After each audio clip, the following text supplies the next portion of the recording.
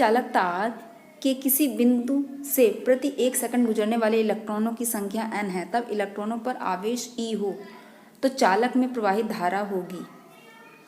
उस स्थिति में चालक में प्रवाहित धारा क्या होगी? तो जो धारा है वो I = N × E। Next question देखते हैं, किसी चालक में Q आवेश के प्रवाहित होने पर W जूल कार्य हो तो चालक के सिरों के बीच विभवांतर होगा। ये भी इम्पोर्टेंट फॉर्मूला है। V = W/Q, विभवांतर = वर्क अपॉन चार्ज है।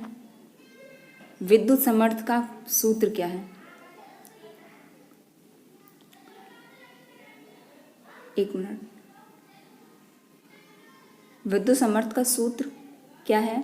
P = W/T, जहाँ P आपको P = V × I भी लिखा मिल सकता है और P = V² R भी लिखा मिल सकता है। आप पुराने फॉर्मूला इसको इस पर अप्लाई करके इन दोनों ही को निकाल सकते हैं। इसका मात्रक होता है जूल पर सेकंड या फिर वॉट। समर्थ का मात्रक हमने पहले भी पढ़ा था कि वॉट है। नेक्स्ट, साधारण कोटि के तथा कम सामर्थ्य के बल्ब के भीतर होता है। जो कोई बल्ब जो कम सामर्थ्य का है और साधारण कोटि का है उसके भीतर होता है, वो उसके भीतर निर्वात होता है, सिर्फ कोई गैसेस नहीं भरी होती हैं। अगला, उच्च सामर्थ्य के बल्ब में भरा होता है। जो उच्च सामर्थ्य के बल्ब होते हैं उनमें नाइट्रोजन तथा आर्गन गैसें भरी होती हैं। तो जो लो सामर्थ्य वाले होते हैं, कम सामर्थ्य वाले होते हैं, उनमें निर्वात होता है और जो उच्च सामर्थ्य वाले होते हैं उनमें नाइट्रोजन तथा आर्गन गैसों का मिश्रण भरा होता है। अगला, बल्ब में निष्क्रिय गैस भरी होती है। तंतु के क्वेश्चन है, बल्ब में निष्क्रिय गैस क्यों भरी होती है? तो तंतु के वाष्पन की दर को कम करने के लिए। अगर निष्क्रिय गैस नहीं होगी तो मतलब नोबल गैसेस नहीं होंगी, जैसे नियॉन, आर्गन, तो तंतु जल्दी से गल जाएगा और बल्ब फ्यूज हो जाएगा। इसीलिए उसमें उसकी वाष्पन की दर को कम करने के लिए उसमें निष्क्रिय गैसें मतलब नोबल गैसेस भरी जाती हैं। अगला, हीटर में नाइक्रोम का उपयोग करते हैं। हीटर में नाइक्रोम का उपयोग इसका विशिष्ट प्रतिरोध बढ़ाने के लिए करते हैं। याद रखिएगा, इसका विशिष्ट प्रतिरोध बढ़ाने के लिए करते हैं। अगला, घरों में व्यय विद्युत ऊर्जा जो होती है वो कैसे कैलकुलेट की जाती है? वॉट घंटा दिन अपॉन 1000। ये फॉर्मूला याद रखिएगा, इससे क्वेश्चंस अक्सर आए हैं।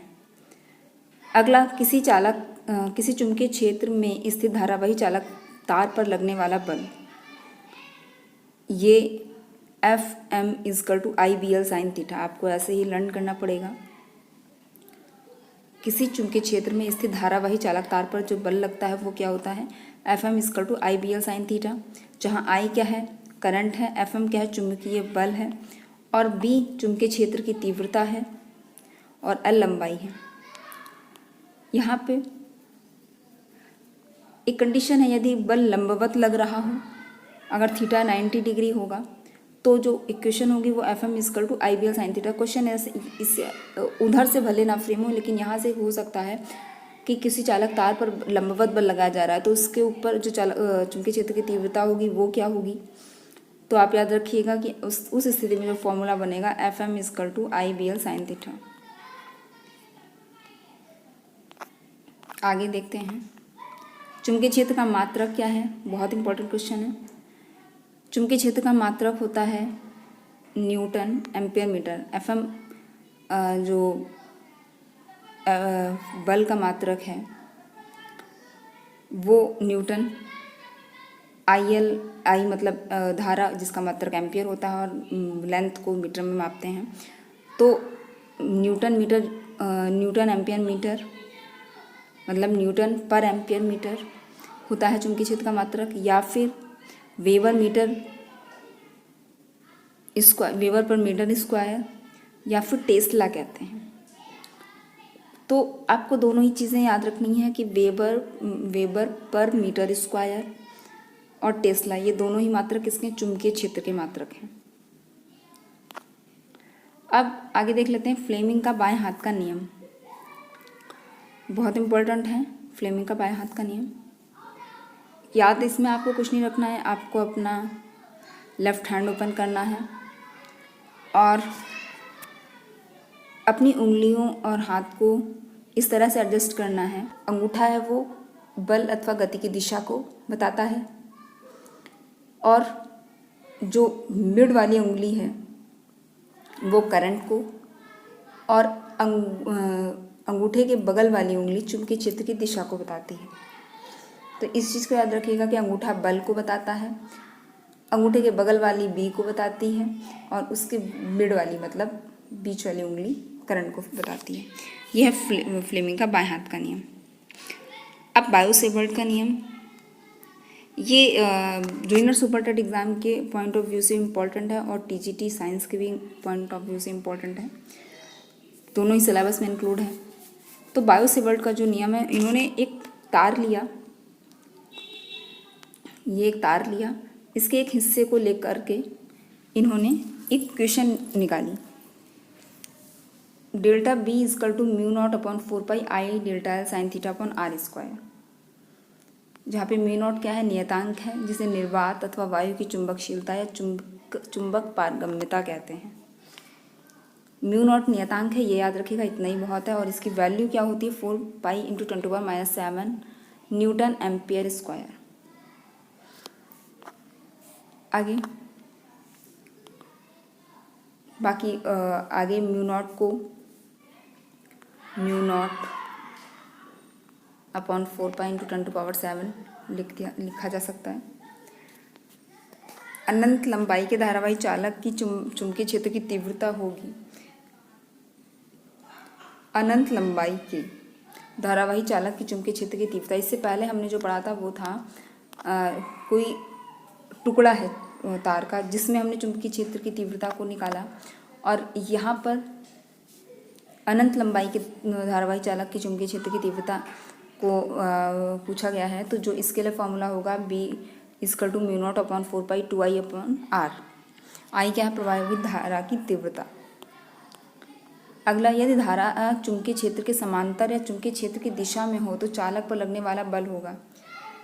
यदि धारा चुंबकीय क्षेत्र के समांतर या चुंबकीय क्षेत्र की दिशा में हो तो उस स्थिति में थीटा जो होगा वो 0 हो जाएगा। उस स्थिति में थीटा 0 डिग्री हो जाएगा और 0 डिग्री होने पर जो बल होगा वो भी शून्य हो जाएगा। याद रखिएगा, तो जो फॉर्मूला है F is equal to IBL sine theta, जिसमें अगर थीटा 0 है तो पूरी इक्वेशन 0 हो जाएगी और बल 0 हो जाएगा। लॉरेंज बल है, चुंबकीय क्षेत्र में गतिमान आवेश पर लगने वाला बल क्या होता है, F is equal to QVB sine theta. F is equal to QVB sine theta, या फिर आप BQV जैसे आपको इजी लगे उस स्थिति से आप लर्न कर सकते हैं। चुंबकीय फ्लक्स क्या है, क्वेश्चन कई बार पूछा गया है। चुंबकीय फ्लक्स जिसे फाई से लिखते हैं, और चुंबकीय फ्लक्स है चुंबकीय क्षेत्र और क्षेत्रफल के लंबवत क्षेत्रफल, मतलब B into A cos theta. तो फाई का फॉर्मूला जो है वो BA कॉस थीटा होता है, चुंबकीय फ्लक्स का फॉर्मूला। जब तल चुंबकीय क्षेत्र के लंबवत होता है तो उसमें होकर अधिक चुंबकीय फ्लक्स गुजरता है, जब लंबवत है तो उसमें होकर अधिक चुंबकीय फ्लक्स गुजर रहा है। जब समांतर है, लंबवत है, तो थीटा इजकल टू 90, और जब चुंबकीय क्षेत्र के समांतर है तो थीटा इजकल टू 0 हो जाएगा। उस स्थिति में जब समांतर है तो उस स्थिति में फाई भी 0 होगा, मतलब चुंबकीय क्षेत्र जो है वो चुंबकीय फ्लक्स जो है वो 0 हो जाएगा। मात्रक क्या होता है, इसका मात्रक वेबर या न्यूटन मीटर पर एम्पियर होता है। Newton weber per metre square को गॉस भी कहते हैं। वेबर पर मीटर स्क्वायर की जो यूनिट है 10⁴ गॉस भी होती है, याद रखिएगा। तो ये थे कुछ क्वेश्चंस जो थोड़ा सा डिफ़िकल्ट भी हैं, ट्रिपिकल भी हैं, बट उम्मीद करती हूँ कि ये इम्पोर्टेंट हैं और आपको लगे भी होंगे एग्ज़ाम के पॉइंट ऑफ व्यू से। तो अगर वीडियो अच्छा लगा हो तो एक बार फिर से मैं कहती हूँ चैनल को सब्सक्राइब कर लीजिएगा, वीडियो को लाइक कर दीजिएगा। मिलते हैं नेक्स्ट वीडियो में।